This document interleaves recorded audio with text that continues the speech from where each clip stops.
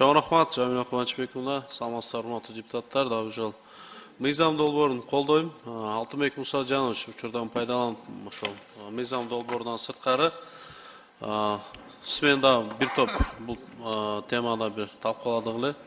Кара Суу районунун канализациясы 2019-жылы башталган да.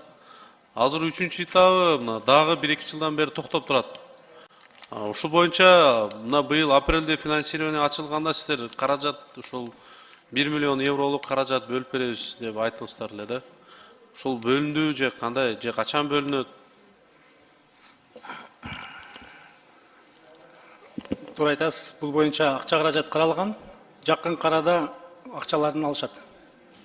Буюрса алат, Алат. Быйылкы жылы башталат. Азыр Ооба. себеби ошол элдер ушу 2019-жылы башталган, уже ишеним кетип калыптыр. Анан тилекке каршы биз ушу алып аткан кредиттерди максаттуу пайдалансак, себеби бул проект ишке аша элек, бирок уже багы төлөмүн төлөп атышат. Кара Суу шаардык мэриясычы бүгүнкү күндө. Ошондуктан ушул ишти тездетип берип койсоңуздар. Бул элдин талабы, суранычы. Макул, көзөмөлгө алабыз.